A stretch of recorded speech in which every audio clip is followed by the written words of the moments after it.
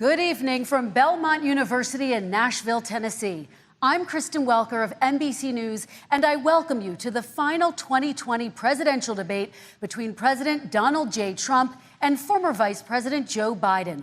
Tonight's debate is sponsored by the Commission on Presidential Debates. It is conducted under health and safety protocols designed by the Commission's health security advisor. The audience here in the hall has promised to remain silent.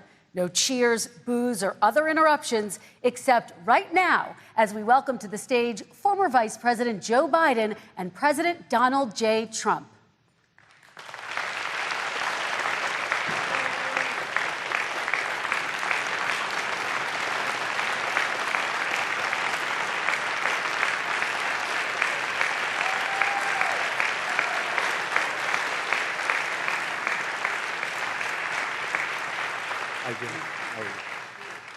And I do want to say a very good evening to both of you. This debate will cover 6 major topics. At the beginning of each section, each candidate will have 2 minutes uninterrupted to answer my first question. The Debate Commission will then turn on their microphone only when it is their turn to answer, and the Commission will turn it off exactly when the 2 minutes have expired.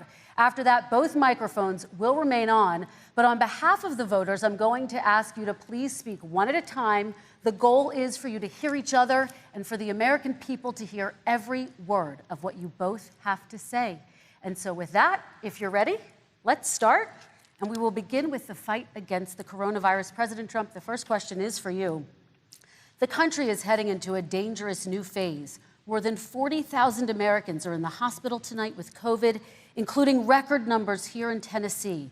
And since the two of you last shared a stage, 16,000 Americans have died from COVID. So please be specific. How would you lead the country during this next stage of the coronavirus crisis? 2 minutes, uninterrupted. So, as you know, 2.2 million people modeled out were expected to die. We closed up the greatest economy in the world in order to fight this horrible disease that came from China. It's a worldwide pandemic. It's all over the world. You see the spikes in Europe and many other places right now. If you notice, the mortality rate is down 85%. The excess mortality rate is way down and much lower than almost any other country. And we're fighting it, and we're fighting it hard. There is a spike. There was a spike in Florida, and it's now gone. There was a very big spike in Texas. It's now gone. There was a very big spike in Arizona. It's now gone. And there are some spikes and surges in other places. They will soon be gone. We have a vaccine that's coming. It's ready. It's going to be announced within weeks, and it's going to be delivered. We have Operation Warp Speed, which is the military is going to distribute the vaccine. I can tell you from personal experience that I was in the hospital. I had it, and I got better. And I will tell you that I had something that they gave me, a therapeutic, I guess they would call it. Some people could say it was a cure.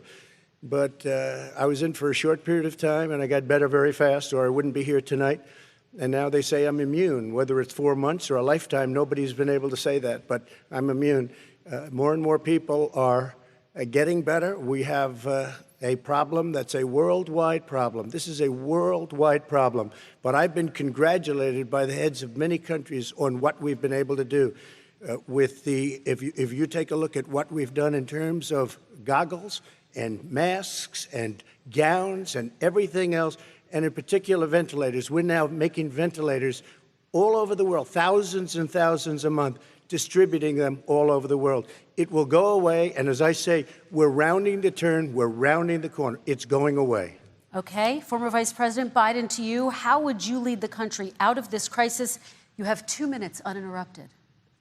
220,000 Americans dead.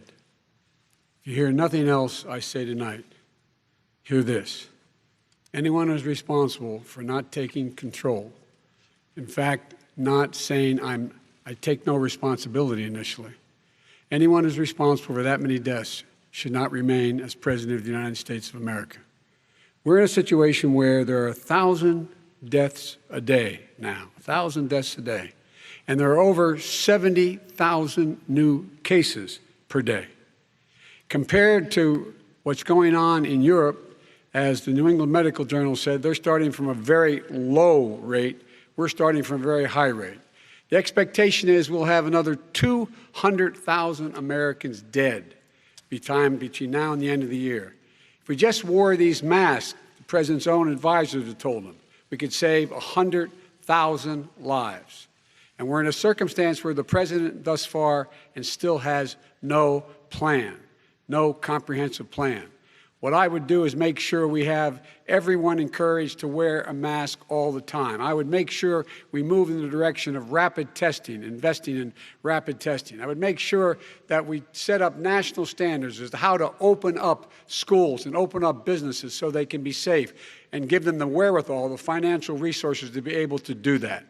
We're in a situation now where the New England Medical Journal, one of the most serious journals in the whole world, said for the first time ever that the way this president has responded to this crisis has been absolutely tragic. And so, folks, I will take care of this. I will end this. I will make sure we have a plan. President Trump, I'd like to follow up with you in your comments. You talked about taking a therapeutic. I assume you're referencing Regeneron. You also said a vaccine will be coming within weeks. Yes. Is that a guarantee? No, it's not a guarantee, but it will be by the end of the year. But I think it has a good chance. There are two companies, I think, within a matter of weeks, and it will be distributed very quickly. Can you tell us which companies? Johnson & Johnson is doing very well. Moderna is doing very well. Pfizer is doing very well. And we have numerous others. Then we also have others that we're working on very closely with other countries, in particular Europe. Let me follow up with you, and because this is new information, you have said a vaccine is coming soon, within weeks now. Your own officials say it could take well into 2021 at the earliest for enough Americans to get vaccinated. And even then, they say the country will be wearing masks and distancing into 2022. Is your timeline realistic? No, I think my timeline is going to be more accurate. I don't know that they're counting on the military the way I do, but we have our generals lined up, one in particular, that's the head of logistics. And this is a very easy distribution for him. He's ready to go as soon as we have the vaccine. And we expect to have 100 million vials. As soon as we have the vaccine, he's ready to go. Vice President Biden, your reaction, and just 40% of Americans say they would definitely agree to take a coronavirus vaccine if it was approved by the government. What steps would you take to give Americans confidence in a vaccine if it were approved? Make sure it's totally transparent. Have the scientists of the world see it, know it, look at it, go through all the processes. And by the way, this is the same fellow who told you this is going to end by Easter last time. This is the same fellow who told you that, don't worry, we're going to end this by the summer. We're about to go into a dark winter. And he has no clear plan, and there's no prospect that there's going to be a vaccine available for the majority of the American people before the middle of next year. President Trump, your reaction, he says you have no plan. I don't think we're going to have a dark winter at all. We're opening up our country. We've learned and studied and understand the disease, which we didn't at the beginning. When I closed and banned China from coming in heavily infected, and then ultimately Europe, but China was in January. Months later, he was saying I was xenophobic. I did it too soon. Now he's saying, oh, I should have, moved quicker. But he didn't move quicker. He was months behind me, many months behind me. And frankly, he ran the H1N1 swine flu, and it was a total disaster, far less lethal, but it was a total disaster. Had that had this kind of numbers, 700,000 people would be dead right now, but it was a far less lethal disease. Look, his own person who ran that for him, who, as you know, was his chief of staff, said it was catastrophic, it was horrible, we didn't know what we were doing. Now he comes up and he tells us how to do this. Also, everything that he said about the way every single move that he said we should make, that's what we've done. We've done all of it. But he was way behind us. Vice President Biden, your response. My response is he is xenophobic, but not because he shut down access from China. And he did it late after 40 countries had already done that. In addition to that, what he did, he made sure that we had 44 people that were in there in China trying to get to Wuhan to determine what exactly the source was. What did the president say in January? He said, no, he said, he's being transparent. The president of China is being transparent. We owe him a debt of gratitude. We have to thank him. And then what happened was we started talking about using the Defense Act to make sure we go out and get whatever is needed out there to protect people. And again, I go back to this. He had nothing. He did virtually nothing. And then he gets out of the hospital and he talks about, don't worry, it's all going to be over soon. Come on. There's not another serious scientist in the world who thinks it's going to be over soon. President Trump, your reaction? I say over soon. I say we're learning to live with it. We have no choice. We can't lock ourselves up in a basement like Joe does. He has the ability to lock himself up. I don't know. He's obviously made a lot of money someplace, but he has this thing about living in a basement. People can't do that. By the way, I, as the president, couldn't do that. I'd love to put myself in the basement or in a beautiful room in the White House and go away for a year and a half until it disappears. I can't do that. And Kirsten, every meeting I had, and I'd meet a lot of families, including Gold Star families and military families, every meeting I had, and I had to meet them. I had to. It would be horrible to have canceled everything. I said, this is dangerous. And you catch it. And, I caught it. I learned a lot. Great doctors, great hospitals. And now I recovered. 99.9 of young people recover. 99% of people recover. We have to recover. We can't close up our nation. We have to open our school, and we can't close up our nation, or you're not going to have a nation. And of course, the CDC has said young people can get sick with COVID-19 and can pass it. Vice President Biden, I want to talk broadly about strategy, though. Can I respond to that? 30 seconds, please, and then I have a question. No, number one, he says that we're learning to live with it. People are learning to die with it. You folks home will have an empty chair at the kitchen table this morning. That man or wife going to bed tonight and reaching over to try to touch out of habit where their wife or husband was, is gone. Learning to live with it. Come on. We're dying with it because he has never said, you said it's dangerous. When's the last time? Is it really dangerous still? Are we dangerous? You tell the people it's dangerous now? What should they do about the danger? And you say, I take no responsibility. Let me talk about your two. Excuse me, I take full responsibility. It's not my fault that he came here. It's China's fault. And you know what? It's not Joe's fault that he came here either. It's China's fault. They kept it from going into the rest of China for the most part, but they didn't keep it from coming out to the world, including Europe and ourselves. Vice President Biden. The fact is that when we knew it was coming, when it hit, what happened? What did the president say? He said, don't worry, it's going to go away. Be gone by Easter. Don't worry. The warm weather. Don't worry. Maybe inject bleach. He said he was kidding when he said that, but a lot of people thought it was serious. A whole range of things the president has said. Even today, he thinks we are in control. We're about to lose 200,000 more people. President Trump. Look, perhaps just to finish this, I was kidding on that, but just to finish this, when I closed, he said I shouldn't have closed. And that went on for months. Nancy Pelosi said the same thing. She was dancing on the streets in Chinatown in San Francisco. But when I closed, he said, this is a terrible thing, you're xenophobic. I think he called me racist even, and because I was closing it to China. Now he says I should have closed it earlier. Joe, it doesn't work. I didn't say either of those things. You certainly did. You certainly did.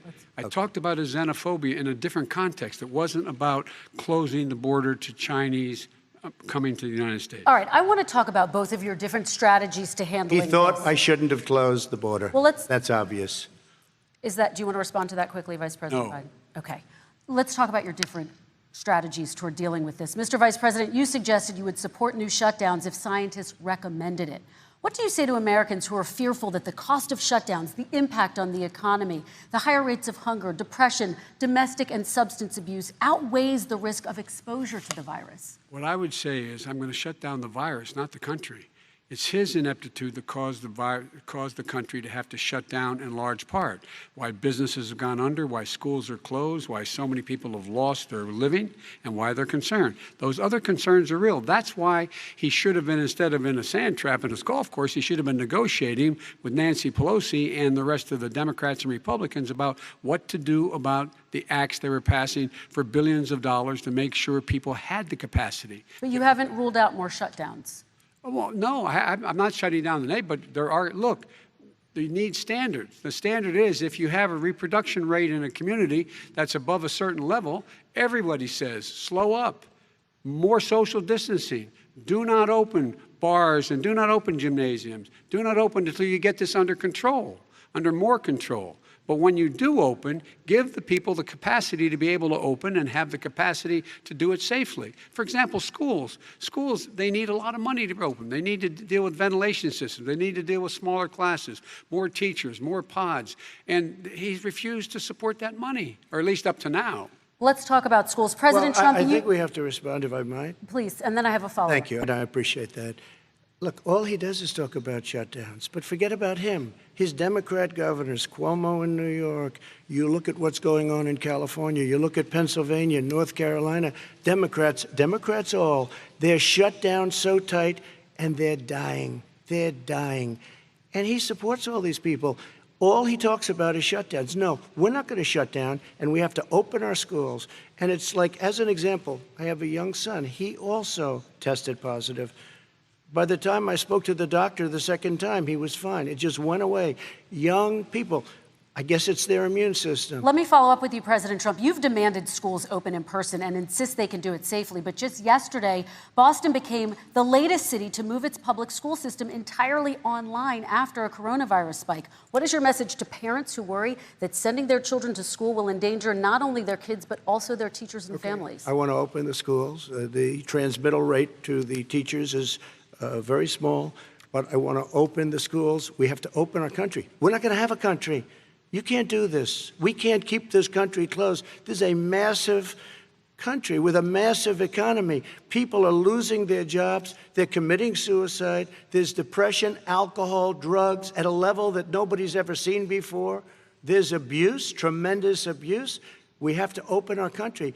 You know, I've said it often. The cure cannot be worse than the problem itself. And that's what's happening. And he wants to close down. He'll close down the country if one person in our massive bureaucracy says we should close it down. Vice President Biden, your response. Simply not true. We ought to be able to walk and chew gum at the same time. We ought to be able to safely open, but when they need resources to open. You need to be able to, for example, if you're going to open a business, have social distancing within the business. You need to have, if you have a restaurant, you need to have plexiglass dividers so people cannot infect one another. You need to be in a position where you can take testing rapidly and know whether a person is, in fact, infected. You need to be able to trace. You need to be able to provide all the resources that are needed to do this. And that is not inconsistent with saying that we're going to make sure that we can open safely. And by the way, all you teachers out there, not that many of you are going to die, so don't worry about it. Come on. President Trump, let me follow up with you quickly. By the way, I will say this. If you go and look at what's happened to New York, it's a ghost town. It's a ghost town. And when you talk about plexiglass, these are restaurants that are dying. These are businesses with no money.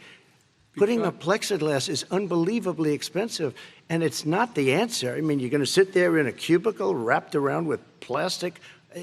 These are businesses that are dying, Joe. You can't do that to people. You just can't. Take a look at New York and what's happened to my wonderful city for so many years. I loved it. It was vibrant. It's dying. Everyone's leaving New York. Take a look at what New York has done in terms of turning the curve down in terms of the number of people dying. And I don't look at this in terms of the way he does. Blue states and red states. They're all the United States. And look at the states that are having such a spike in the coronavirus. They're the red states. They're the states in the Midwest. They're the states in the upper Midwest. That's where the spike is occurring significantly. But they're all Americans. They're all Americans. And what we have to do is say, wear these masks, number one. Make sure we get the help that the businesses need that has money's already been passed to do that. It's been out there since the beginning of the summer, and nothing's happened. President, New York has lost more than 40,000 people, 11,000 people in nursing homes. President Trump, what about... When you say spike, take a look at what's happening in Pennsylvania, where they've had it closed. Take a look at what's happening with your friend in Michigan, where her husband's the only one allowed to do anything. It's been like a prison. Now it was just ruled unconstitutional. Take a look at North Carolina. They're having spikes, and they've been closed. And they're getting killed financially. We can't let that happen, Joe. You can't let that happen. We have to open up. And we understand the disease. We have to protect our seniors. We have to protect our elderly. We have to protect especially our seniors with heart problems and diabetes problems, and we will protect them. We have the best testing in the world by far. That's why we have so many cases. Let me follow up with you before we move on to our next section. President Trump, this week you called Dr. Anthony Fauci, the nation's best-known infectious disease expert, quote, a disaster. You described him and other medical experts as, quote, idiots. If you're not listening to them, who are you listening to as you fight this? I'm listening to all of them, including Anthony. I get along very well with Anthony. But he did say, don't wear masks. He did say, as you know, this is not going to be a problem. I think he's a Democrat, but that's okay. He said, this is not going to be a problem. We are not going to have a problem at all. When Joe says that, I said, Anthony Fauci said, and others, and many others, and I'm not knocking him a lot. Nobody knew. Look, nobody knew what this thing was. Nobody knew where it was coming from, what it was. We've learned a lot. But Anthony said, don't wear masks. Now he wants to wear masks. Anthony also said, if you look back, exact words, here's his exact words. This is no problem. This is going to go away soon. So he's allowed to make mistakes. He happens to be a good person. Vice President Biden, your response quickly, and then we're going to move on to the next section. My response is that think about what the president knew in January and didn't tell the American people.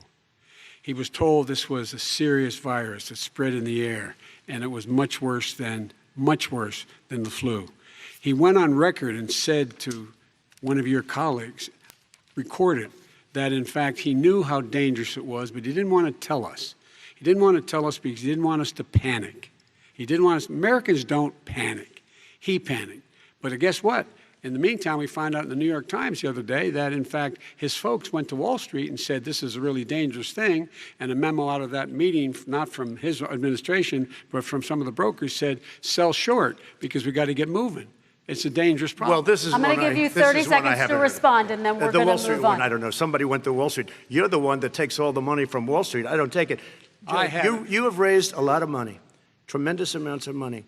And every time you raise money, deals are made, Joe. I could raise so much more money. As president and as somebody that knows most of those people, I could call the heads of Wall Street, the heads of every company in America. I would blow away every record, but I don't want to do that because it puts me in a bad position.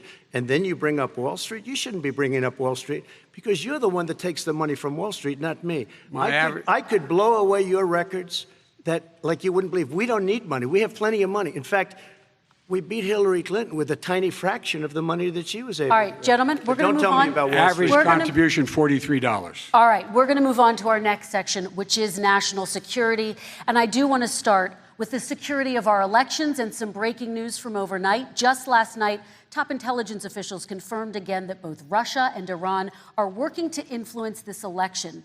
Both countries have obtained U.S. voter registration information, these officials say, and Iran sent intimidating messages to Florida voters. This question goes to you, Mr. Vice President. What would you do to put an end to this threat? You have 2 minutes uninterrupted. I made it clear, and I ask everyone else to take the pledge. I made it clear that any country, no matter who it is, that interferes in American elections will pay a price. They will pay a price. And it's been overwhelmingly clear this election, I won't even get into the last one, this election, that Russia has been involved, China has been involved to some degree, and now we learn that Iran is involved. They will pay a price if I'm elected. They're interfering with American sovereignty. That's what's going on right now. They're interfering with American sovereignty. And to the best of my knowledge, I don't think the president said anything to Putin about it. I don't think he's talking to them a lot. I don't think he said a word. I don't know why he hadn't said a word to Putin about it.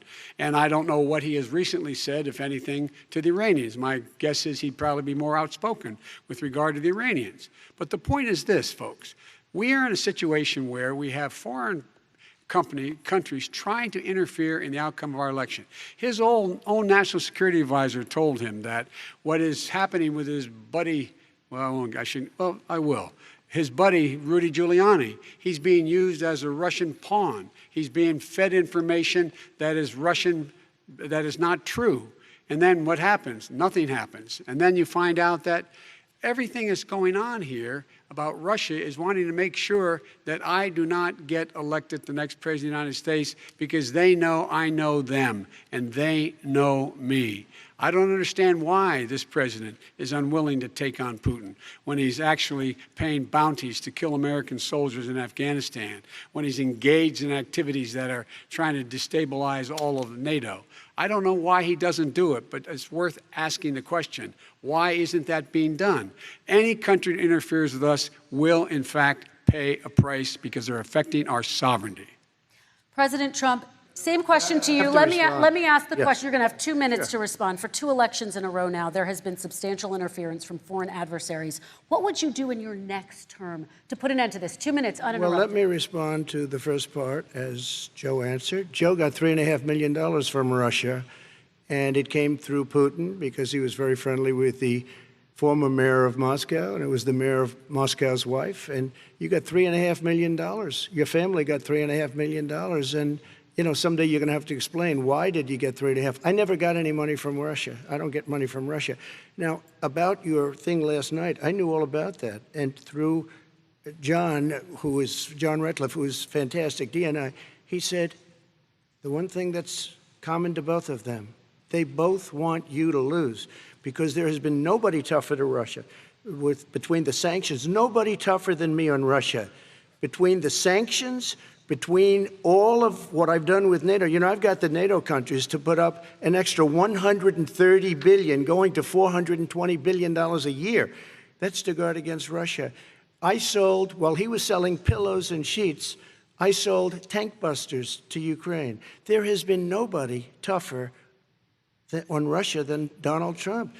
And I'll tell you, they were so bad. They took over the submarine port. You remember that very well. During your term, during you and Barack Obama, they took over a big part of what should have been Ukraine. You handed it to them, but you were getting a lot of money from Russia. They were paying you a lot of money, and they probably still are. But now, with what came out today, it's even worse. All of the emails, the horrible emails of the kind of money that you were raking in, you and your family. And Joe, you were vice president when some of this was happening, and it should have never happened. And I think you owe an explanation to the American people. Why is it? Somebody just had a news conference a little while ago who was essentially supposed to work with you and your family, but what he said was damning. And regardless of me, I think you have to clean it up and talk to the American people. Maybe you can do it right now. Vice President Biden, you may respond. 30 seconds. And then I do want to follow up on the election security. I have not taken a penny from any foreign source ever in my life. We learned that this president paid 50 times the tax in China, has a secret bank account with China, does business in China, and in fact is talking about me taking money. I have not taken a single penny from any country whatsoever, ever. Number one. Number two, this is a president, I have released all of my tax returns, 22 years. Go look at them. 22 years of my tax return. You have not released a single solitary year of your tax return. What are you hiding? Why are you unwilling? The foreign countries are paying you a lot. Russia's paying you a lot. China's paying you a lot. And your hotels and all your businesses all around the country, all around the world. And China's building a new road to a new a golf course you have overseas. So what's going on here? Why don't release your tax return or stop talking about corruption? President Trump, your response. First of all, I called my accountants under audit. I'm going to release them as soon as we can. I want to do it, and it'll show how successful, how great this company is. But much more importantly than that, people were saying $750. I asked them a week ago, I said, what did I pay? They said, sir, you prepaid tens of millions of dollars. I prepaid my tax. Tens over the last number of years. Tens of millions of dollars I prepaid because at some point they think it's an estimate. They think I may have to pay tax. So I already prepaid it. Nobody told me that. Did your accountant Nobody tell told you when you you that. could release Excuse them? me. And it wasn't written whenever they write this. They keep talking about $750, which I think is a filing fee. But let me just tell you, I prepaid millions and millions of dollars in taxes. Number one. Number two, I don't make money from China. You do. I don't make money from Ukraine. You do. I don't make money from Russia. You made $3.5 million, Joe, and your son gave you. They even have a statement that we have to give 10% to the big man. You're the big man, I think. I don't know. Maybe you're not, but you're the big man, I think. Your son said we have to give 10% to the big man. Joe, what's that all about? It's terrible. All right, gentlemen, I want to ask you both some questions about all of this, but I'm going to let you both respond very quickly. You just said you spoke to your accountant about potentially releasing your taxes. Did he tell you when you can release them? Do you have a deadline for when you're going to release them to the American people? I get treated worse than the Tea Party got treated. Because I have a lot of people in there, deep down in the IRS, they treat me horribly. We made a deal, it was all settled until I decide to run for president. I get treated very badly by the IRS, very unfairly. But we had a deal all done.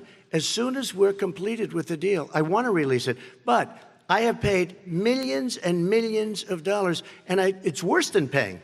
I paid in advance. It's called prepaying your taxes. I paid in advance. I want to ask you both about questions regarding your potential foreign entanglements and questions that have been raised to give you both a chance to talk about this more broadly. Respond very quickly, and then I'll get to my question. Why did he's been saying this for 4 years? Show us. Just show us. Stop playing around. You've been saying for 4 years you're going to release your taxes. Nobody knows it, Mr. President. What they do know is you're not paying your taxes, or you're paying taxes that are so low. When last time he said what he paid, he said, I only pay that little because I'm smart. I know how to game the system. Come on. Come on, folks. So, President Trump, and then I want to get to two questions to both of you on this. I was put through a phony witch hunt for 3 years. It started before I even got elected. They spied on my campaign. No president should ever have to go through what I went through. Let me just say this. Mueller and 18 angry Democrats and FBI agents all over the place spent $48 million. They went through everything I had, including my tax returns, and they found absolutely no collusion and nothing wrong. $48 million. I guarantee you, if I spent $1 million on you, Joe, I could find plenty wrong. Because the kind of things that you've done and the kind of monies that your family has taken, I mean, your brother made money in Iraq, millions of dollars. Your other brother made a fortune, and it's all through you, Joe. And they say you get some of it, and you do live very well. You have houses all over the place. You live very well. All right, gentlemen, let me just ask some questions about all of this broadly. Vice President Biden, there have been questions about the work your son has done in China and for a Ukrainian energy company when you were vice president. In retrospect, was anything about those relationships inappropriate or unethical? Nothing was unethical. Here's what the deal. With regard to Ukraine, we had this whole question about whether or not, because he was on the board, I later learned of a Burisma, a company, that somehow I had done something wrong. Yet every single solitary person, when he was going through his impeachment, testifying under oath who worked for him, said, I did my job impeccably. I carried out U.S. policy. Not one single solitary thing was out of line. Not a single thing, number one. Number two, the guy who got in trouble in Ukraine was this guy trying to bribe the Ukrainian government to say something negative about me, which they would not do and did not do because it never, ever, ever happened. My son has not made money in terms of this thing about, what are you talking about, China. I have not had, the only guy made money from China is this guy. He's the only one. Nobody else has made money from China. President Trump, let me ask my question to you. But could I just one thing? Very quickly. His son didn't have a job for a long time, was sadly no longer in the military service. I won't get into that. And he didn't have a job. As soon as he became vice president, Burisma, not the best reputation in the world.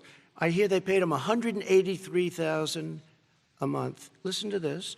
$183, and they gave him a $3 million upfront payment. All right. And he had no energy I'm going to let the Vice President respond to that quickly, and then I need to get dishonest. to a question to you. Very quickly. No basis for that. Everybody investigated that. No one said anything he did was wrong in Ukraine. Okay, President Trump, this is for you. Since you took office, you've never divested from your business. You've personally promoted your properties abroad. A report this week, which was referenced, does indicate that your company has a bank account in China. So how can voters know that you don't have any foreign conflicts of interest? I have many bank accounts, and they're all listed, and they're all over the place. I mean, I was a businessman doing business. The bank account you're referring to, which is, everybody knows about it, it's listed. The bank account was in 2013. That's what it was. It was opened it was closed in 2015, I believe. And then I decided, because I was thinking about doing a deal in China like millions of other people. I was thinking about it, and I decided I'm not going to do it. Didn't like it. I decided not to do it. Had an account open, and I closed it. Okay. Excuse me. And then, unlike him, where he's vice president and he does business, I then decided to run for president after that. That was before. So I closed it before I even ran for president, let alone became president. Big difference. He is the vice president of the United States, and his son, his brother, and his other brother are getting rich. They're like a vacuum cleaner. They're sucking up money President every Trump, place thank he you. goes. We do Not need to true. move on. I do want to ask you, Vice President Biden, about China. Let's talk about China more broadly. Of course, President Trump has said that they should pay for not being fully transparent in regards to the coronavirus. If you were president, would you make China pay? And please be specific. What would that look like? What I'd make China do is play by the international rules, not like he has done. He has caused the deficit of China to go up, not down, with China, up, not down. We are making sure that in order to do business in China, you have to give all your intellectual property. You have to have a partner in China. It's 51%. We would not do that at all, number one. Number two, we're in a situation where China would have to play by the rules internationally as well. When I met with Xi, when I was still vice president, he said we're setting up air identification zones in the South China Sea. You can't fly through them. I said, we're going to fly through them. We just flew B-52, B-1 bombers through it. We're not going to pay attention. They have to play by the rules. And what's he do? He embraces guys like the thugs like in North Korea and the Chinese president and Putin and others, and he pokes his finger in the eye of all of our friends, all of our allies. We make up we're 25% of the world's economy. We need to be having the rest of our friends with us saying to China, these are the rules. You play by them or you're going to pay the price for not paying by them economically. That's the way I will run it. And that's what we did in upholding steel tariffs and a range of other things when we were president and vice president. All right, let's talk about North Korea. Excuse me, no, I have to respond to that. Okay, very quickly, and then His we're son going to move walked on out to with North $1.5 billion Korea. from China to Not manage after true. spending 10 minutes in office and being in Air Force Two, number one. Number two, there's a very strong email talking about your family wanting to make $10 million a year for introductions. President Trump, on China policy, though, what No, but wait a specifically are minute. you going to do? What specifically are you going to do to make China pay? You've said you're going First to of make all, them pay. China is paying. They're paying billions and billions of dollars. I just gave New $28 billion. sanctions? New sanctions? I just gave $28 billion to our farmers. because Taxpayers' China, money. It's what? Taxpayers' money. Didn't come from Yeah, China. you know who the taxpayer is? It's called China. China paid true. $28 billion, and you know what they did to pay it, Joe? They devalued their currency, and they also paid up. And you know who got the money? Our farmers, our great farmers, because they were targeted. You never charged them anything. Also, I charged them 25% on dumped steel because they were killing our steel industry. We were not going to have a steel industry. Okay. And now we have a steel Okay, industry. Vice President Biden, your response, please. My response is, look, this isn't about, there's a reason why he's bringing up all this malarkey. There's a reason for it. He doesn't want to talk about the substantive issues. It's not about his family and my family. It's about your family. And your family's hurting badly. If you're making if you're a middle-class family, you're getting hurt badly right now.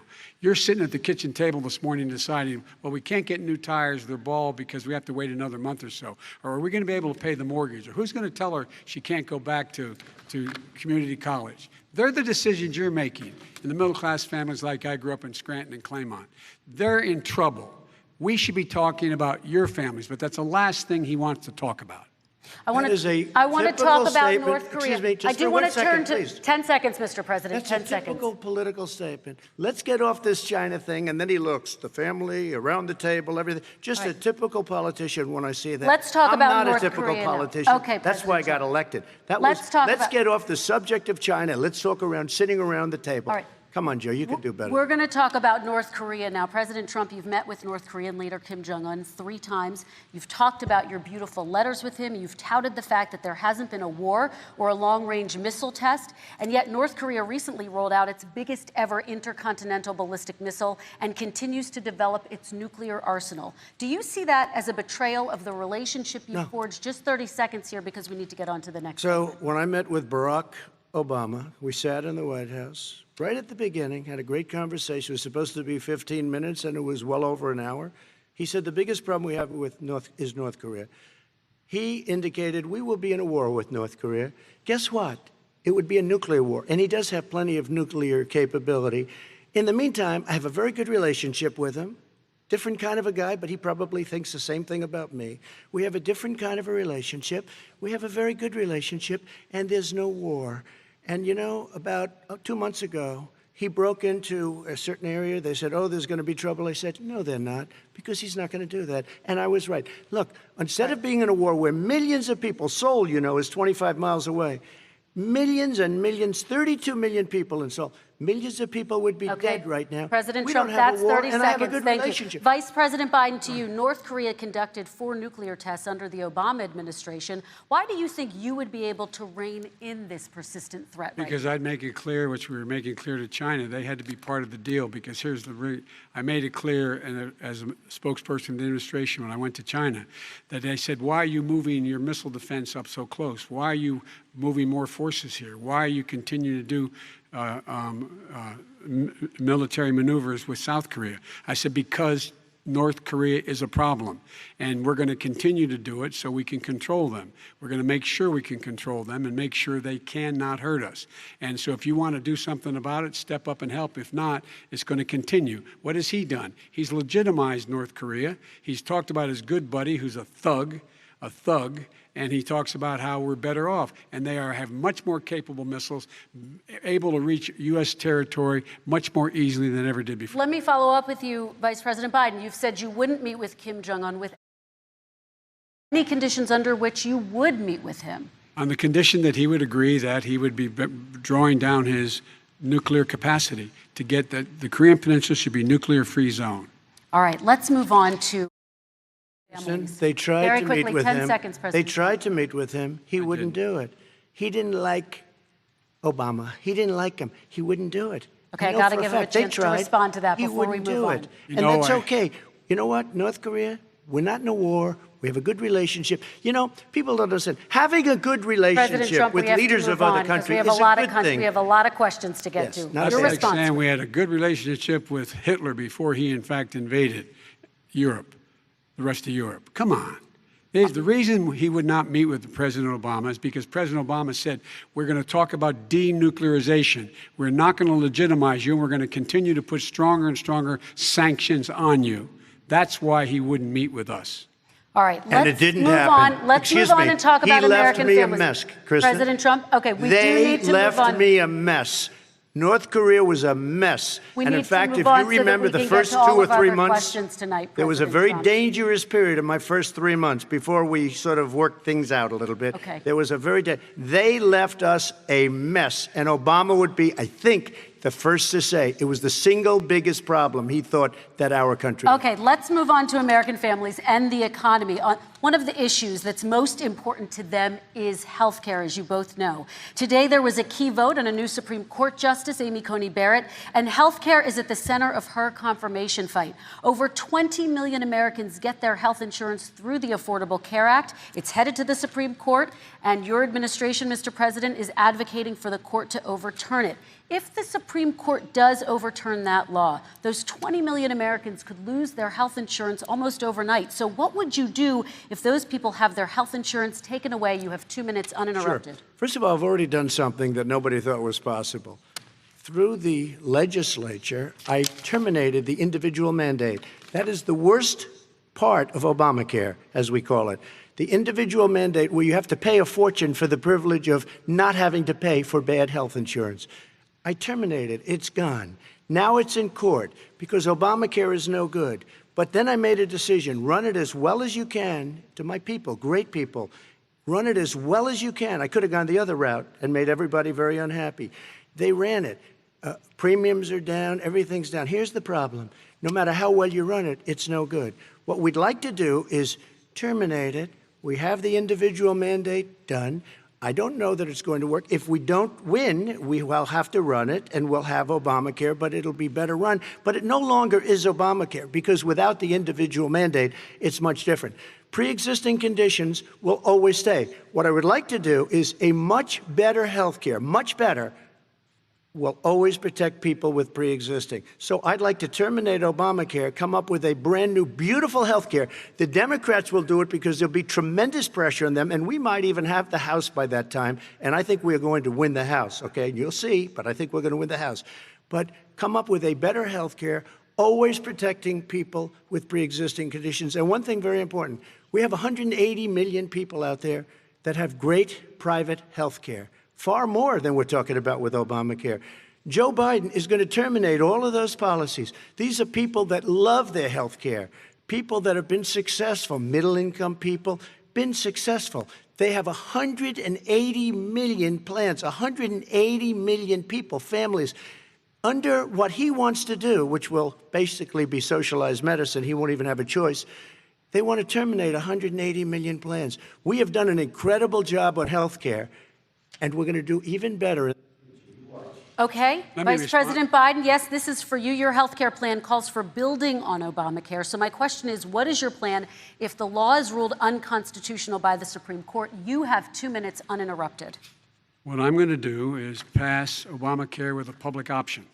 It'll become Biden care. The public option is an option that says that if you, in fact, do not have the wherewithal to be, if you qualify for Medicaid and you do not have the wherewithal in your state to get Medicaid, you automatically are enrolled, providing competition for insurance companies. That's what's going to happen. Secondly, we're going to make sure we reduce the premiums and reduce drug prices by making sure that there's competition that doesn't exist now by allowing the Medicare to negotiate drug prices with the insurance companies. Thirdly, the idea that I want to eliminate private insurance, the reason why I had such a fight with 20 candidates for the nomination was I support private insurance. That's why I didn't. Not one single person with private insurance would lose their insurance under my plan, nor did they under Obamacare. They did not lose their insurance unless they chose they wanted to go to something else. Lastly, we're going to make sure we're in a situation that we actually protect pre-existing. There's no way he can protect pre-existing conditions. None, zero. You can't do it in the ether. He's been talking about this for a long time. He's never come up with a plan. I guess we're going to get the pre-existing condition plan the same time we get the infrastructure plan that we've been waiting since 17, 18, 19, and 20. The fact, I still have a few more minutes. I know you're getting anxious. The fact is that he's already cost the American people, because of his terrible handling of the COVID virus and the economic spillover, 10 million people have lost their private insurance. And he wants to take away 22 million more people who have it under Obamacare, and over 110 million people with pre-existing conditions. And all the people from COVID are going to have pre-existing conditions. What are they going to do? I have a follow-up for you, Vice President Biden. It relates to something that President Trump said. He's accusing you of wanting socialized medicine. What do you say to people who have concerns that your health care plan, which includes a government insurance option, takes the country one step closer to a health care system run entirely by the government? What's your response to them? I say it's ridiculous. It's like saying that, the idea that the fact that there's a public option that people can choose, that makes it a socialist plan. Look, the difference between the president, I think health care is not a privilege, it's a right. Everyone should have the right to have affordable health care. And I am very proud of my plan. It's gotten endorsed by all the major labor unions, as well as a whole range of other people who, in fact, are concerned in the medical field. This is something that's going to save people's lives, and this is going to give some people an opportunity to have health care for their children. How many of you home are worried and rolling around in bed tonight wondering what in God's name you're going to do if you get sick because you've lost your home insurance, your health insurance your company's gone under? We have to provide health insurance for people at an affordable rate, and that's what I do. President Trump, excuse me, he was there response. For 47 years. He didn't do it. He was now there as vice president for 8 years, and it's not like it was 25 years ago. It was 3 3/4. It was just a little while ago, right? Less than 4 years ago. He didn't do anything. He didn't do it. He wants socialized medicine, and it's not that he wants it. His vice president, she is more liberal than Bernie Sanders and wants it even more. Bernie Sanders wants it. The Democrats want it. You're going to have socialized medicine, just like he went with fracking. We're not going to have fracking. We're going to stop fracking. We're going to stop fracking. Then he goes to Pennsylvania after he gets a nomination, where he got very lucky to get it. And he goes to Pennsylvania And he says, oh, we're going to have fracking. And you never ask that question. And by the way, so far, I respect very much the way you're handling this, I have to say. By the way. But somebody should ask the question. You can ask he goes for a year. There will be no fracking. We have a number of topics we're going to get to. That's a big question. We're going to get to. It's the same thing with socialized medicine. I have to respond. Vice President, your response, please. My response is people deserve to have affordable health care, period. Period, period, period. And the Biden care proposal will, in fact, provide for that affordable health care, lower premiums. What we're going to do is going to cost some money. It's going to cost over $750 billion over 10 years to do it.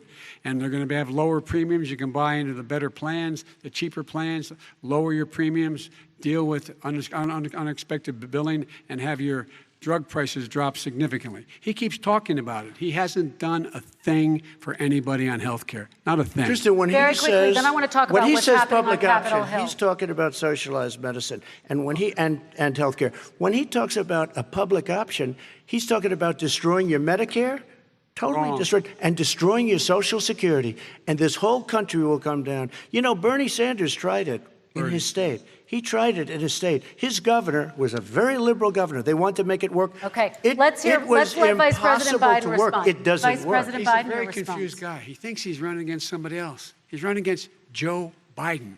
I beat all those other people because I disagreed with them. Joe Biden he's running against. And the idea that we're in a situation that are going to destroy Medicare, this is the guy that the actuary at Medicare said, if in fact, at Social Security, if in fact he continues to withhold his plan to withhold the tax on Social Security will be bankrupt by 2023 with no way to make up for it. This is the guy who's tried to cut Medicare. So I mean, the idea that Donald Trump is lecturing me on Social Security and Medicare? Come on. He tried to get rid of, he tried to hurt Social Security years ago. Years ago.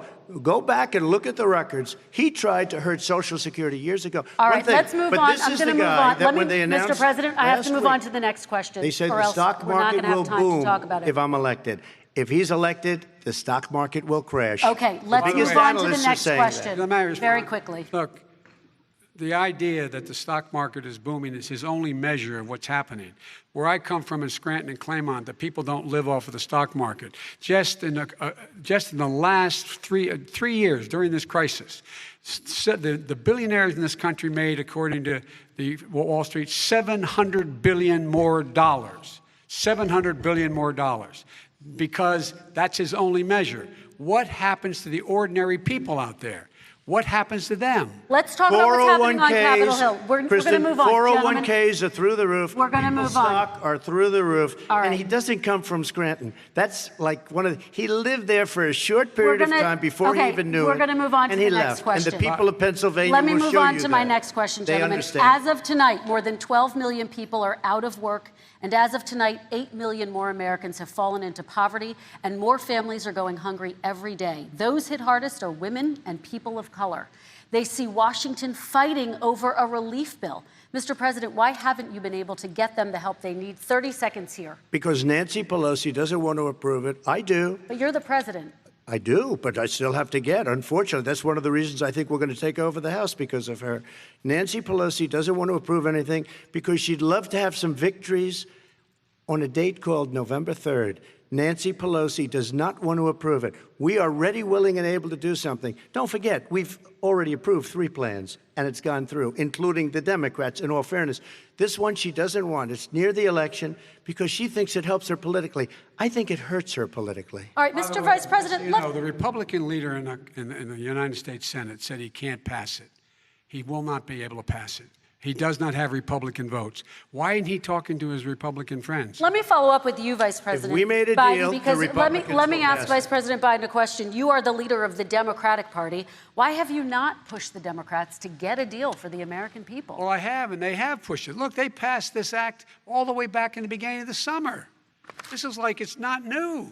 It's been out there. This HEROES Act has been sitting there. And look at what's happening.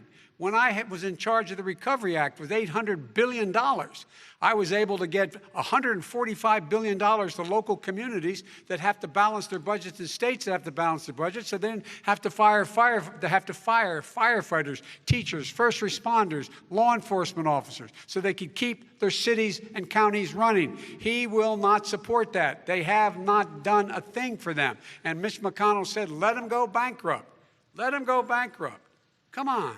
What's the matter with these guys? The bill that was passed in the House was a bailout of badly run, high-crime, Democrat, all run by Democrats, cities and states. It was a way of getting a lot of money, billions and billions of dollars to these states. It was also a way of getting a lot of money from our people's pockets to people that come into our country illegally. We were going to take care of everything for them. And what that does, and I'd love to do that, I'd love to help them, but what that does, everybody all over the world will start pouring into our country. We can't do it. This was a way of taking care of them. This was a way of spending on things that had nothing to do with COVID, as per your question. But it was really a big bailout for badly run Democrat cities and states. All right, If I get elected, I'm running as a proud Democrat, but I'm going to be an American president. I don't see red states and blue states. What I see is American, United States. And folks, every single state out there finds themselves in trouble. They're going to start laying off, whether they're red or blue, cops, firefighters, first responders, teachers, because they have to balance their budget. And the founders were smart. They allowed the federal government to deficit spend to compensate for the United States of America. I want to talk about the minimum wage, gentlemen. Mr. Vice President, we are talking a lot about struggling small businesses and business owners these days. Do you think this is the right time to ask them to raise the minimum wage? You, of course, support a $15 federal minimum wage. I do, because I think one of the things we're going to have to do is we're going to have to bail them out, too. We should be bailing them out now, those small businesses.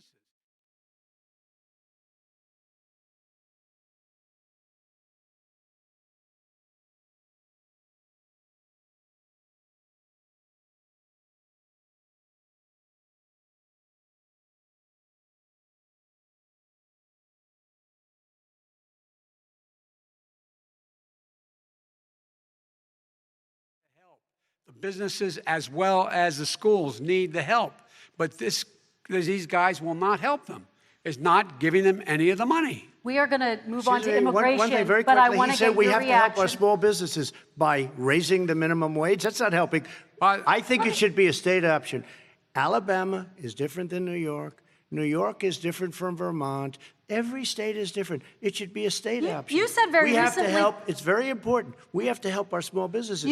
How are you helping your small businesses when you're forcing wages? What's going to happen, and what's been proven to happen, is when you do that, these small businesses fire many of their employees. You said very recently you would consider raising the federal minimum wage to $15 an hour. You said recently you would consider raising the federal minimum wage to $15 an hour. Is that still the case? And I would consider it to an extent, but in what I really like, in a second administration, but not to a level that's going to put all these businesses out of business. It should be a state option. Look, I've lived in different places. I know different places. They're all different. Some places, $15 is not so bad. In other places, other states, $15 would be Okay, President ruinous. Trump, thank you. Quick response, Vice President Bodden. 2 jobs, 1 job, be below poverty. People are making $6, $7, $8 an hour. These first responders, we all clap for as they come down the street because they've allowed us to make it. What's happening? They deserve a minimum wage of $15. Anything below that puts you below the poverty level. And there is no evidence that when you raise the minimum wage, businesses go out of business. That is simply not true. We're going to talk about immigration. We're going to talk about immigration now, gentlemen, and we're going to talk about families within this context. Mr. President, your administration separated children from their parents at the border, at least 4,000 kids. You've since reversed your zero-tolerance policy, but the United States can't locate the parents of more than 500 children. So how will these families ever be reunited? Children are brought here by coyotes and lots of bad people, cartels, and they're brought here, and they used to use them to get into our country. We now have as strong a border as we've ever had. We're over 400 miles of brand new wall. You see the numbers, and we let people in, but they have to come in legally, and they come in through But merit. how will you But reunite let me these just tell kids you, with their families, let me just tell you, Mr. they President? built cages. You know, they used to say, I built the cages, and then they had a picture in a certain newspaper, and it was a picture of these horrible cages, and they said, look at these cages. President Trump built them, and then it was determined they were built in 2014. That was him. Do you They have a built plan to cages. reunite the kids Yes, with we're their working on it families? we're trying very hard. But a lot of these kids come out without the parents. They come over through cartels and through coyotes and through gangs. Vice President Biden, let me bring you into this 525 conversation. Quick response and then another question to you. These 500-plus kids came with parents. They separated them at the border to make it a disincentive to come to begin with. Real tough. We're really strong. And guess what? They cannot, it's not coyotes didn't bring them over. Their parents were with them. They got separated from their parents. And it makes us a laughing stock and violates every notion of who we are as a nation. Let me ask you a follow-up Kristen, question. they did it. We changed the policy. Your response they to that? They did it. We changed. did not They built the separate cages. they- Who built the cages, Joe? Let's talk about what Who we're built the talking about. cages, Let's Joe? talk about what we're talking about. What happened? Parents were ripped, their kids were ripped from their arms and separated. And now they cannot find over 500 of sets of those parents, and those kids are alone. Nowhere to go. Nowhere to go. It's criminal. It's criminal. Let me ask Kristen, you I about will say this. immigration. They went 10 down. seconds, We and then brought I need to ask reporters, you a question. everything. They are so well taken care of. They're in facilities that were so clean. But some that of have them gotten haven't been such reunited But with their just ask families. one question.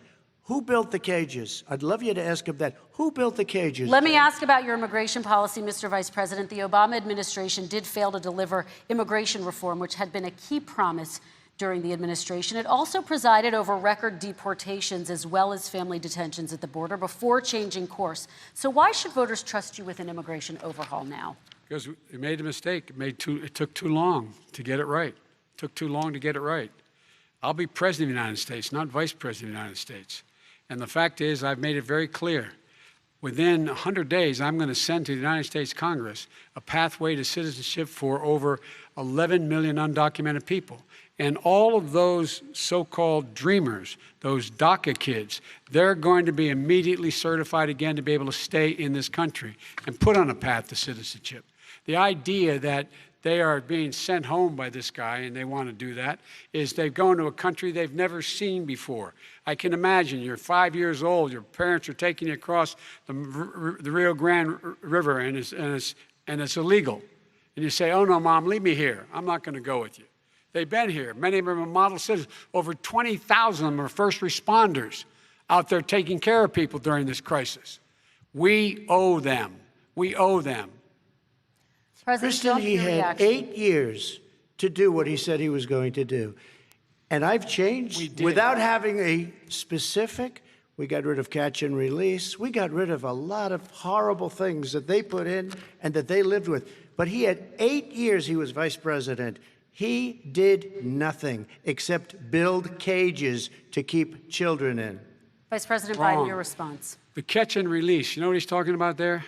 If in fact you had a family came across and they were arrested, they in fact were given a date to show up for their hearing.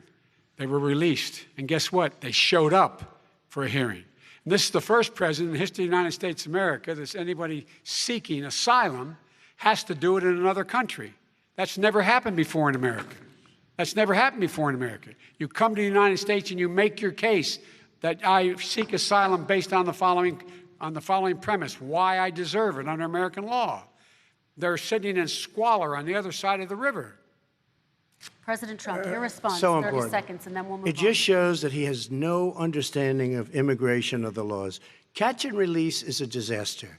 A murderer would come in, a rapist would come in, a very bad person would come in. We would take their name. We have to release them into our country. And then you say they come back.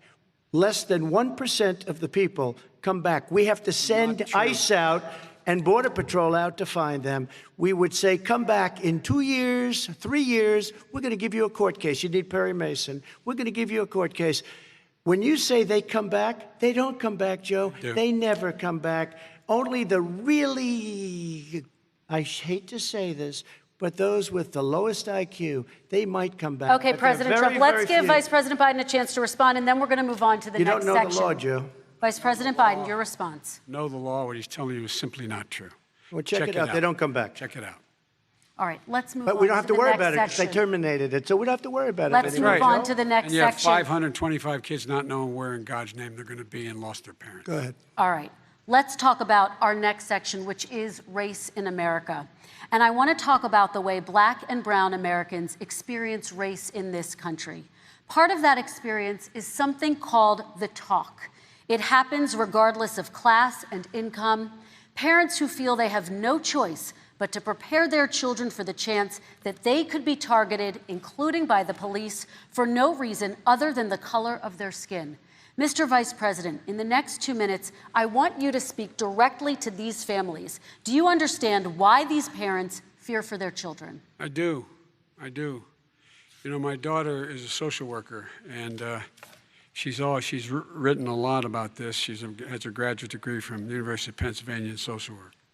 And you know, one of the reasons why I ended up working on the east side of Wilmington, Delaware, which is 90% African American, was to learn more about what was going on. I never had to tell my daughter, if she's pulled over, make sure she puts, for a traffic stop, put both hands on top of the wheel and don't reach for the glove box because someone may shoot you. But a black parent, no matter how wealthy or how poor they are, has to teach their child, when you're walking down the street, don't have a hoodie on when you go across the street. Making sure that you, in fact, if you get pulled over, just yes, sir, no, sir, hands on top of the wheel, because you are, in fact, the victim, whether you're a person making child of a $300,000 a year person or someone who's on food stamps. The fact of the matter is, there is institutional racism in America. And we have always said, we've never lived up to it, that we hold these truths to be self-evident. All men and women are created equal. Well, guess what? We have never, ever lived up to it, but we've always constantly been moving the needle further and further to inclusion, not exclusion. This is the first president to come along and says, that's the end of that. We're not going to do that anymore. We have to provide for economic opportunity, better education, better health care, better access to schooling, better access to opportunity to borrow money to start businesses. All the things we can do, and I've laid out a clear plan as to how to do those things, just to give people a shot. It's about accumulating the ability to have wealth as well as it is to be free from violence. President Trump, same question to you, and let me remind you of the question. I would like you to speak directly to these families. Do you understand why these parents fear for their children? Yes, I do. And again, he's been in government 47 years. He never did a thing except in 1994 when he did such harm to the black community. And they were called, and he called them super predators. And he said that. He said it, super predators. And they have never lived that down. 1994, your crime bill, the super predators. Nobody has done more for the black community than Donald Trump. And if you look, with the exception of Abraham Lincoln, possible exception, but the exception of Abraham Lincoln, nobody has done what I've done. Criminal justice reform, Obama and Joe didn't do it. I don't even think they tried because they had no chance at doing it. They might have wanted to do it, but if you had to see the arms I had to twist to get that done, it was not a pretty picture, and everybody knows it, including some very liberal people that cried in my office. They cried in the Oval Office. 2 weeks later, they're out saying, gee, we have to defeat him. Criminal justice reform, prison reform, opportunity zones with Tim Scott, a great senator from South Carolina. He came in with this incredible idea for opportunity zones. It's one of the most successful programs. People don't talk about it. Tremendous investment is being made. Biggest beneficiary, the black and Hispanic communities, and then historically black colleges and universities. After 3 years of coming to the office, I love some of those guys. They were great. They came into the office and they said, I said, what are you doing? After 3 years, I said, why do you keep coming back? Because we have no funding. I said, you don't have to come back every year. We have to come back because President Obama would never give them long-term funding, and I did. 10-year long-term funding, and I gave them more money than they asked for because they said, I think you need more. And I said, the only bad part about this is I may never see you again, because I got very friendly with them, and they like me and I like them. But I saved historically black colleges and universities. Okay, and we're going to talk about both of your records, but your response to that, Vice President? My response to that is I never, ever said what he accused me of saying. The fact of the matter is, in 2000, though, after the crime bill had been in the law for a while, this is a guy who said, the problem with the crime bill, there's not enough people in jail. There's not enough people in jail. And go on my website, get the quote, the date when he said it. Not enough people. He talked about marauding gangs, young gangs, and the people who are going to maraud our cities. This is a guy who in the Central Park five innocent black kids, he continued to push for making sure that they got the death penalty. None of them were guilty of the crimes they were suggested. Look, and talk about granted, he did in fact let 20 people, he commuted 20 people's sentences. We commuted over 1,000 people's sentences. Over 1,000. The very law he's talking about is a law that, in fact, initiated by Barack Obama. And secondly, we're in a situation here where the federal prison system was reduced by 38,000 people under our administration. And one of these things we should be doing, there should be no minimum mandatories in the law.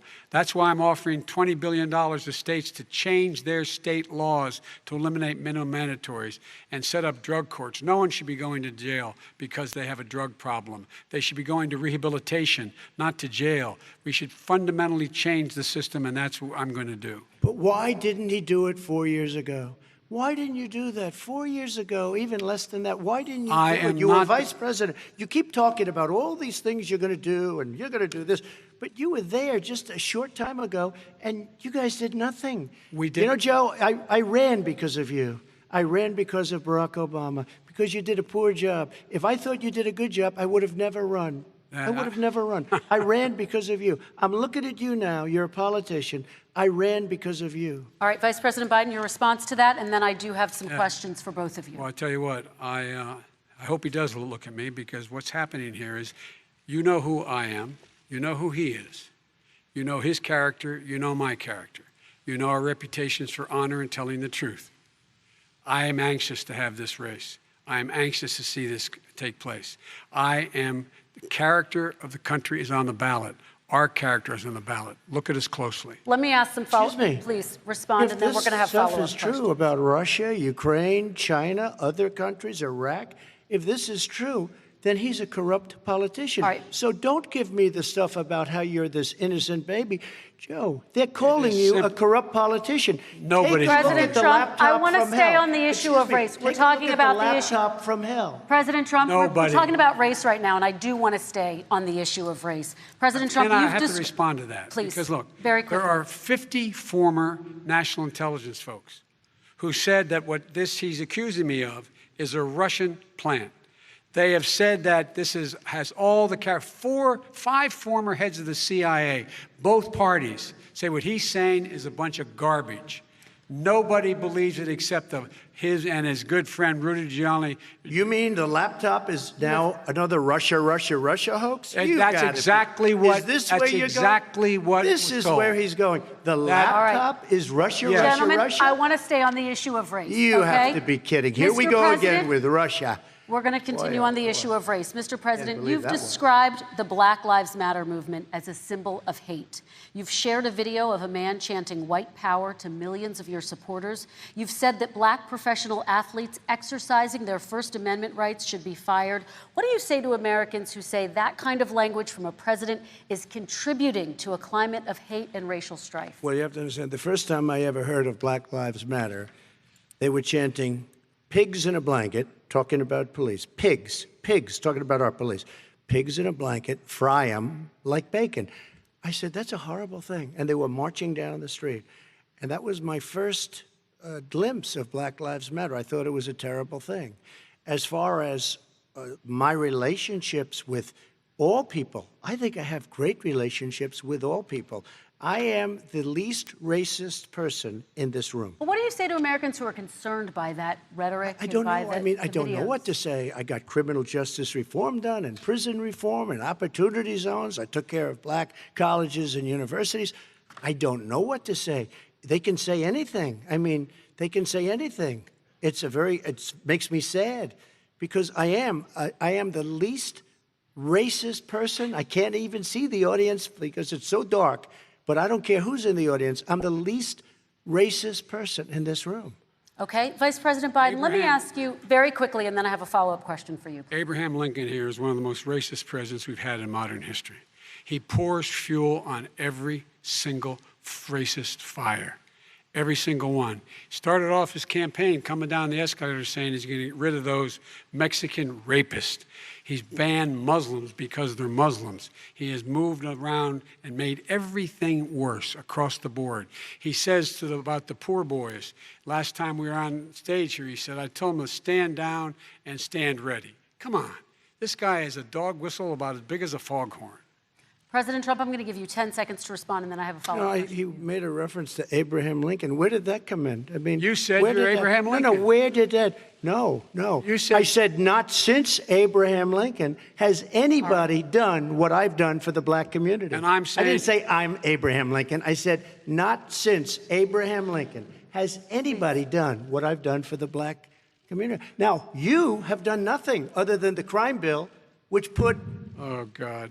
Tens of thousands of black men, mostly, in jail. All right, let me you know what? let me they ask remember Vice it President because if you Biden look a at what's question. happening with the voting right now, Let me ask they Vice remember President that Biden you treated them about very, very badly. Just take a look at what's happening out there. Vice President Biden, let me give you a chance to respond within this context. Crime Okay. bills that you supported in the 80s and 90s contributed to the incarceration of tens of thousands of young black men who had small amounts of drugs in their possession.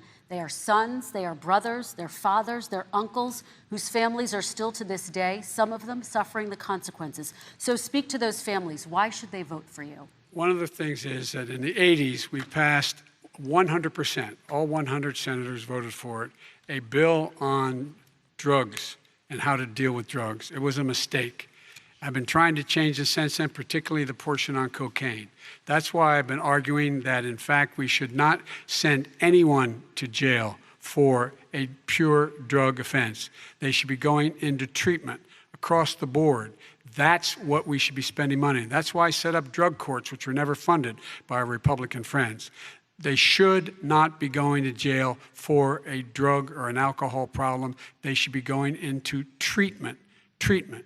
That's what we've been trying to do. That's what I'm going to get done because I think maybe the American people have now seen that, in fact, it was a mistake to pass those laws relating to drugs. But they were not in the crime bill. But why didn't he get it done? See, it's all talk, no action with these politicians. Why didn't he get it done? That's what I'm going to do when I become president. You were vice president along with Obama as your president, your leader, for 8 years. Why didn't you get it done? You had 8 years to get it done. Now you're saying you're going to get it done because you're all talk and no action, Joe. We got a lot of it done. We released 38,000. We got 38,000 prisoners left from the. You got nothing done. 38,000 prisoners were released from federal prison. There were over 1,000 people who were given clemency. In fact, we're the ones that put in the legislation saying we could look at pattern and practice of police departments and what they were doing, how they were conducting themselves. I could go on, but we began the process. We lost an election. That's why I'm running to win back that election and change his terrible policy. I just asked one to question. change. Why didn't you do it in the 8 years, a short time ago? Why didn't you do it? You just said, I'm going to do that. I'm going to do this. You put tens of thousands of mostly black young men in prison. Now you're saying you're going to undo that. Why didn't you get it done? You had 8 years with Obama. You know why, Joe? Because you're all talk and no action. All right, Vice President Biden, and then we're going to move on to the next section. We had a Republican Congress. That's the answer. Well, Okay. You got to talk them into it, Joe. All right. Sometimes you got to talk them into it. We're going to move on to our next section, Like I which did is with criminal climate justice change. reform. I had Okay. to talk Democrats into it. Gentlemen, You did what we we're running out of already done. time, so we got to get on to Okay. climate change, please. You both have very different visions on climate change. President Trump, you say that environmental regulations have hurt jobs in the energy sector. Vice President Biden, you have said you see addressing climate change as an opportunity to create new jobs. For each of you, how would you both combat climate change and support job growth at the same time? Starting with you, President Trump, you have 2 minutes uninterrupted. So we have the Trillion Trees program. We have so many different programs. I do love the environment, but what I want is the cleanest, crystal clear water, the cleanest air. We have the best, lowest number in carbon emissions, which is a big standard that I notice Obama goes with all the time. Not Joe. I haven't heard Joe use the term because I'm not sure he knows what it represents or means, but I have heard Obama use it. And we have the best carbon emission numbers that we've had in 35 years under this administration. We are working so well with industry, but here's what we can't do. Look at China, how filthy it is. Look at Russia. Look at India. It's filthy. The air is filthy.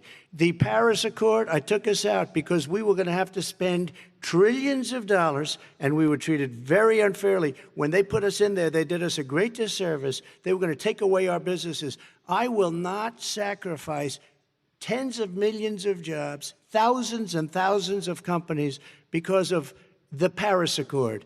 It was so unfair. China doesn't kick in until 2030. Russia goes back to a low standard, and we kicked in right away. It would have destroyed our businesses. So, you ready? We have done an incredible job environmentally. We have the cleanest air, the cleanest water, and the best carbon emission standards that we've seen in many, many years. Vice President And we Biden. haven't destroyed our industries. Vice President Biden, 2 minutes to you, uninterrupted. Climate change and climate warming, the global warming, is an existential threat to humanity. We have a moral obligation to deal with it. And we're told by all the leading scientists in the world we don't have much time. We're going to pass the point of no return within the next 8 to 10 years. 4 more years of this man eliminating all the regulations that were put in by us to clean up the climate, to limit the limit of emissions, will put us in a position where we're going to be in real trouble. Here's where we have a great opportunity. I was able to get both all the environmental organizations as well as labor, the people worried about jobs, to support my climate plan. Because what it does, it will create millions of new good-paying jobs. We're going to invest in, for example, 50,000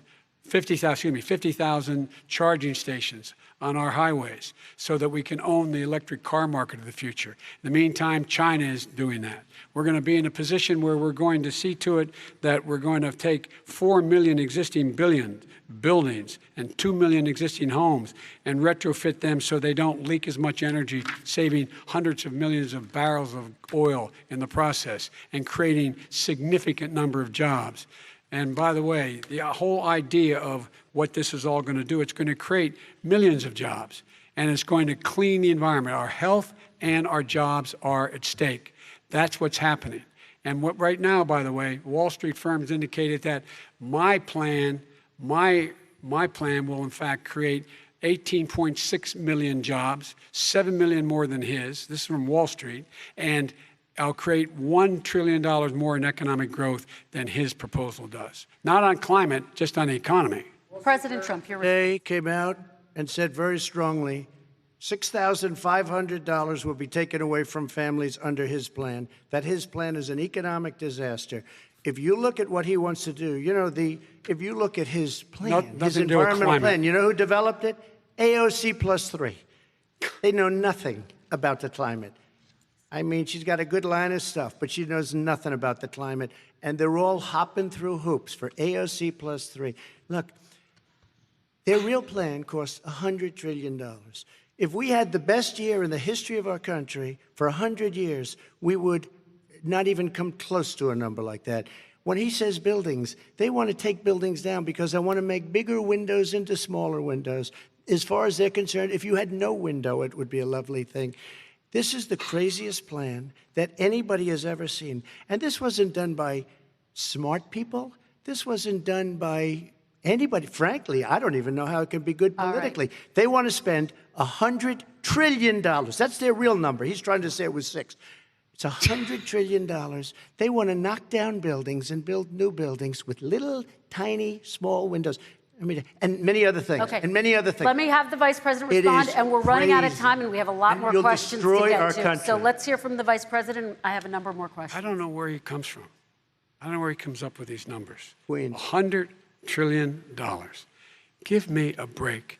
This plan was, endorsed by every major environmental group and every labor group. Labor, because they know the future lies. The future lies in us being able to breathe, and they know there are good jobs in getting us there. And by the way, the fastest growing industry in America is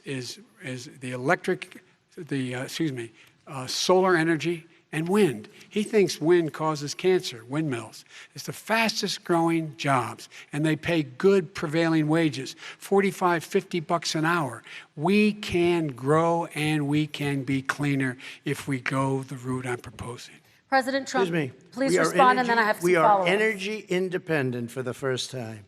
We don't need all of these countries that we had to fight war over because we needed their energy. We are energy independent. I know more about wind than you do. It's extremely expensive, kills all the birds, it's very intermittent, it's got a lot of problems, and they happen to make the windmills in both Germany and China. And the fumes coming up, if you're a believer in carbon emission, the fumes coming up to make these massive windmills is more than anything that we're talking about with natural gas, which is very clean. One other thing. Find me a scientist Solar. who said that. I love solar, but solar doesn't quite have it yet. It's not powerful yet to really run our big, beautiful factories that we need to compete with the world.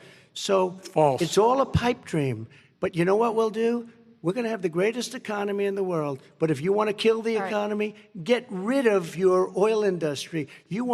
And what about fracking? All right, now, let me allow fracking. Vice President Biden to I respond. never said I oppose fracking. You said it on tape. I did. Show the tape. Put it on your website. I'll put it on. Put it on the website. The fact of the matter is Showed he's it last flat lying. Would you rule out banning fracking? I do rule out banning fracking because the answer, we need other industries to transition to get to ultimately a complete zero emissions by 2025.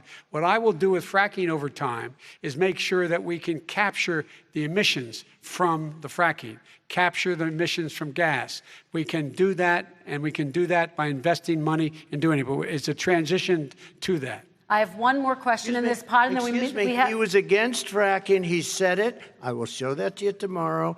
I am against fracking. Until he got the nomination, went to Pennsylvania, then he said, but you know what, Pennsylvania? He'll be against it very soon because his party is totally against it. Fracking on federal land, I said. No fracking and/or oil on federal land. Let me ask this final question in this section, and then I want to move on to our final section. President Trump, people of color are much more likely to live near oil refineries and chemical plants. In Texas, there are families who worry the plants near them are making them sick. Your administration has rolled back regulations on these kinds of facilities. Why should these families give you another 4 years in office? The families that we're talking about are employed heavily, and they're making a lot of money, more money than they've ever made. If you look at the kind of numbers that we produce for Hispanic, for Black, for Asian, it's 9 times greater, the percentage gain, than it was in 3 years, than it was under 8 years of the 2 of them, to put it nicely. 9 times more.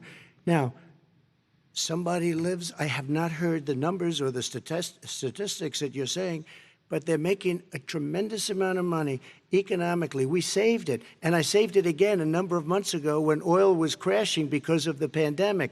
We saved it. We got, say what you want about relationship, we got Saudi Arabia, Mexico, and Russia to cut back, way back. We saved our oil industry, and now it's very vibrant again. And everybody has very inexpensive gasoline. Remember that. Vice President Biden, your response, and then we're going to have a final question for both of you. My response is that those people live on what they call fence lines. He doesn't understand this. They live near chemical plants that, in fact, pollute, chemical plants and oil plants and refineries that pollute. I used to live near that when I was growing up in Claymont, Delaware. And there are more oil refineries in Marcus Hook and the Delaware River than there is any place, including in Houston at the time. When my mom get in the car when there was first frost to drive me to school, turn in the windshield wiper, there'd be oil slick in the window. That's why so many people in my state were dying and getting cancer. The fact is, those frontline communities, it doesn't matter what you're paying them, it matters how you keep them safe. What do? And you impose restrictions on the pollutions, the pollutants coming out of those fence line communities. Okay, I have one final Would he question. close It down falls- the oil industry? It falls. Would you close it down the falls- oil By the way, I industry? would transition from the oil industry, yes. Oh, I will that's transition. a big statement. Thank It you. is a big statement That's a big because statement. I would stop Why would you do that? because the oil industry pollutes significantly. I see. And here's the deal, but That's you a can't big do statement. that. Well, if you let me finish the statement, because it has to be replaced by renewable energy over time, and I'd stop giving to the oil industry. I'd stop giving them federal subsidies. He won't give federal subsidies to the gas. Excuse me, to solar and wind. Yeah. Why are we giving it to oil industry? We actually do All give right. it to solar and wind. We And have that's one maybe the final biggest question. statement in terms of business. That's the biggest statement. Okay. Because We have basically one what he's final saying question, is he is Mr. going to President. destroy the oil industry. Will you remember that, Texas? Will you Okay. remember that, Pennsylvania, Oklahoma? Vice President Biden, let me give you 10 seconds to respond, and then Ohio. I have to get to the final question. Vice President Biden. He takes everything out of context, but the point is, look, we have to move toward a net zero emissions. The first place to do that by the year 2035 is in energy production, by 2050 totally. All right. One Is he gonna final get question China to to both do of it? you. No, we're finished with Is this. he We going have to to get move on China to to our do it? final question. No, We have to I'm move going on to to our final rejoin Paris question. Accord and make China abide by what they agreed to. All right, That'll this cost you is $1 about trillion. leadership, gentlemen. And this first question does go to you, President Trump. Imagine this is your inauguration day. What will you say in your address to Americans who did not vote for you? You'll each have 1 minute, starting with you, Mr. We have to make a country totally successful as it was prior to the plague coming in from China. Now we're rebuilding it, and we're doing record numbers, 11.4 million jobs in a short period of time, et cetera. But I will tell you, go back. Before the plague came in, just before, I was getting calls from people that were not normally people that would call me. They wanted to get together. We had the best black unemployment numbers in the history of our country. Hispanic, women, Asian, people with diplomas, with no diplomas, MIT graduates, #1 in the class. Everybody had the best numbers. And you know what? The other side wanted to get together. They wanted to unify. Success is going to bring us together. We are on the road to success. But I'm cutting taxes, and he wants to raise everybody's taxes, and he wants to put new regulations on everything. He will kill it. If he gets in, you will have a depression, the likes of which you've never seen. Your 401ks will go to hell, and it'll be a very, very sad day for this country. All right. Vice President Biden, same question to you. What will you say during your inaugural address to Americans who did not vote for you? I will say, I'm an American president. I represent all of you, whether you voted for me or against me. And I'm going to make sure that you're represented. I'm going to give you hope. We're going to move. We're going to choose science over fiction. We're going to choose hope over fear. We're going to choose to move forward because we have enormous opportunities to make things better. We can grow this economy.